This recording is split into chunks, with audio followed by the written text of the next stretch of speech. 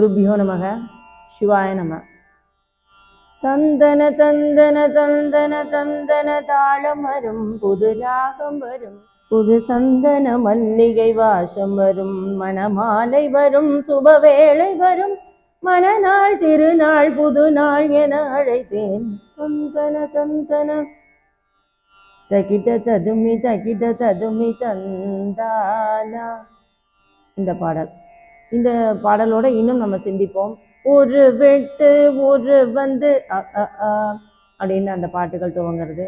நெஞ்சில் குடியிருக்கும் அன்பருக்கும் நாள் இருக்கும், நிலைமை என்ன என்று தெரியுமா.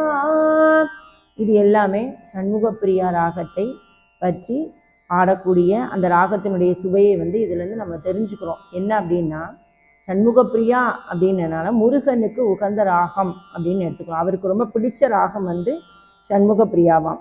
இன்னொன்று என்ன அப்படின்னா, திருப்புகழில் நிறைய பாடல்கள் சண்முகப்பிரியாவில் பாடியிருக்காங்க. இன்னொன்று தேவார காலத்திலேருந்தே, அதுக்கு ஒரு சின்ன எக்ஸாம்பிள் என்ன, முத்துசாமி தீட்சரோட பாடல் சேதேவேலாயகம் அனிஷம் சேதேவேலாயகம் அனிஷம். இது நம்ம முத்துசாமி தீட்சிதர், அதாவது நம்மளுடைய குருவாக இருக்கக்கூடிய, ரொம்ப காலத்தில் இருந்து நமக்கு பாடல்கள் பூரா, பழைய பாடல்களை பூரா நமக்கு நினைவுபடுத்துறது பூரா இவங்க இயற்றிய பாடல்கள் மூலமாக தான் நம்ம தெரிஞ்சுக்கிறோம். அதில் மிகப்பெரிய தியாக பிரம்மம், தியாகராஜருக்கு அடுத்த ஆசிரியர் யார் அப்படின்னா முத்துசாமி தீட்சிதர். இவர் இந்த பாடல் ரொம்ப பிரசித்தி பெற்ற பாடல். இதுலேருந்துலாம் நம்ம என்ன எடுத்துக்கணும் அப்படின்னு சொன்னால், நம்மளுடைய உடல் ரீதியாகவும் மன ரீதியாகவும் நம்மளுடைய செயல்பாடை பற்றி நம்ம இப்போ பார்க்க போகிறோம். இதுதான் மருத்துவ குறிப்பாக நம்ம எடுத்துக்க போகிறோம். என்ன அப்படின்னா, ஆற்றல், வீரம், தைரியம்.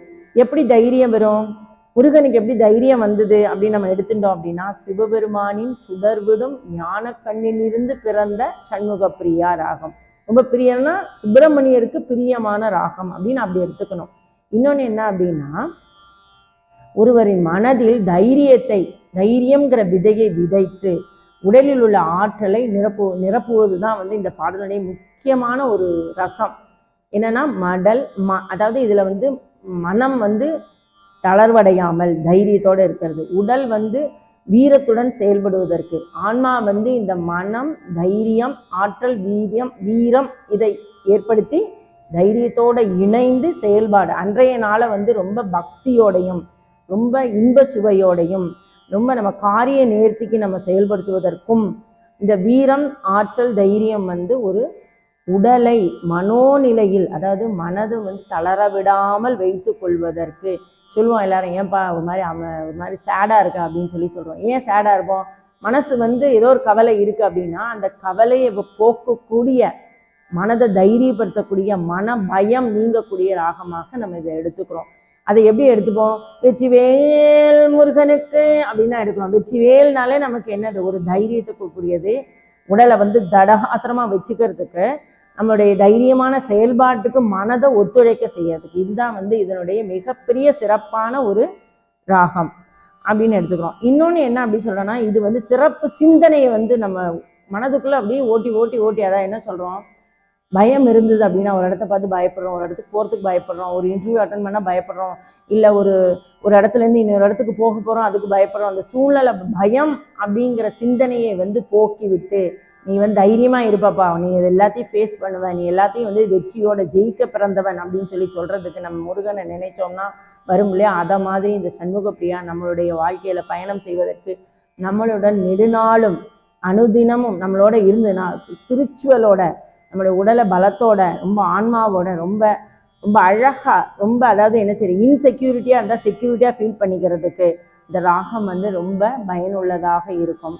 இன்னொன்று என்ன அப்படின்னா, இதோட இன்னும் ஒரு விஷயத்தை என்ன பார்க்க போகிறோம் அப்படின்னு சொன்னோம் அப்படின்னா, சரவண பவ என்னும் திருமந்திரம் தன்னை சதா ஜபியன்னாவே.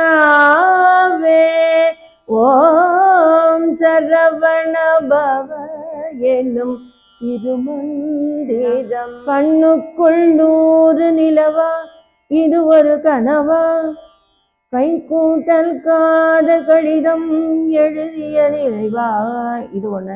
காதல் கசக்குதையா, இது ஒரு பாடல். அடுத்தது வந்து ஆயிரம் தாமரை மொட்டுக்களே வந்து ஆனந்த கும்மிகள் கொட்டுங்களேன், ஆயிரம் தாமரை மொட்டுக்களே வந்து ஆனந்த கும்மிகள் கொட்டுங்களேன், இது ஒரு பாடல். இதை இன்னொன்று இல்லை, நம்மளுடைய சங்ககால தமிழில் அந்த பாடலை வந்து யாதும் ஊரே யாவரும் கேளீர் என்று வந்து நம்ம அதை சிந்திக்க போறோம்னா, யாதும் ஊரே யாவரும் கேளீர், யாதும் ஊரே யாவரும் கேளீர், தீதோ நன்றோ பிரதரவாரா, யாதும் ஊரே யாவரும் கேளீர். இப்போ திருப்புகழை எடுத்துட்டோம்னா நிறைய பாடல்கள் இருக்கு. அதில் 1, 2, 3 பாடல்களை மட்டும் நம்ம பார்ப்போம். பார்த்து நம்முடைய மனக்கவலையை நீக்கி கொண்டு அன்றாட வாழ்க்கையில் சந்தோஷமாக இருக்க இந்த ராகத்தை சிந்திப்போம் என்று ஒரு 2 பாடல் மட்டும் நான் சிந்திச்சுட்டு நம்ம இந்த இன்றைய பதிவில் சண்முக பிரியா ராகம் முடித்துக் கொள்கிறோம். இதனுடைய தொடர்ச்சி இன்னும் அடுத்த பகுதியில் வரும். சண்முக பிரியா ராகத்தில் 2 பாடலோடு முடித்துக் கொள்கிறேன். நாடா பிறப்பு முடியாதோ வென கருதே நாயே நரற்று மொழி வினையாய முத்தை தருபத்தி திருநகையத்தை கிரஜதி ஜரவணன், இந்த பாட்டு. அடுத்து குருவும் அடியவர் அடியவர் அடிமையும் அருணமணியனே கனவன விதகர கடில செடிலினும் நிகரன வழிபடு குணசீல. இந்த பாடலும் வந்து சண்முக பிரியா ராகம் தான். ஸ்ரீ கணேஸ்வர ஜய ஜயதீஸ்வர, ஸ்ரீ கணேஸ்வர ஜய ஜயதீஸ்வர. இதுல என்ன நம்ம எடுத்துக்கிறோம் அப்படின்னா, courage in one of the mind and replantation of the energy in the body. இதுதான் வந்து இதனுடைய மிக முக்கியமான ஒரு இங்கிலீஷ் தகவலை நான் உங்களுக்கு கொடுத்துருக்கேன். நம்ம மழை வரும் அப்படின்னா மயிலுக்கு தெரியற மாதிரி நம்ம மனதுடைய கவலைகளை இறைவனிடம் நம்ம கொடுத்து விட்டு நல்ல சந்தோஷமான தருணங்களை சிந்திப்போம் என்று கூறி சண்முக பிரியா ராகத்தை பற்றின விஷயங்களை இன்னும் அடுத்த பகுதியில் தொடரும் என்று கூறி விடைபெற்றுக் கொள்கிறேன். சிவாய நமக, குருபியோ நமக.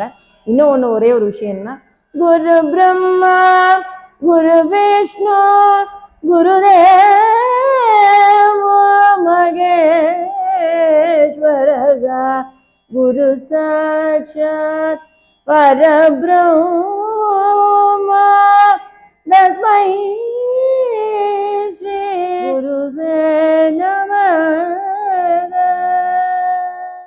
சண்முக பிரியா ராகம் சிறிய வயதினருக்கும் கூட பெரிய பலன் தருவதாக அமைந்துள்ளது. இந்த ராகம் பாடி பலர் தன்னம்பிக்கை பெற்றதோடு அசாத்திய செயல்களையும் கூட செய்து முடித்துள்ளார்களாம். அதற்கு நாம் செய்ய வேண்டியது இந்த ராகத்தை உணர்ந்து இசைத்து முறைப்படி செயல்பட்டால் போதுமானது. வெற்றி உள்ளங்கையில். நமது இசையாசிரியர் திருமதி ஆர் ராமலட்சுமி அவர்களின் சிறிய அகாடமியும் இதற்கு உறுதுணையாக இருக்கும். உங்கள் அனைவருக்கும் வெற்றி மேல் வெற்றி கிடைக்கட்டும் என்று கூறி அடுத்த பதிவில் உங்களை சந்திக்கிறோம். அதுவரை நன்றி.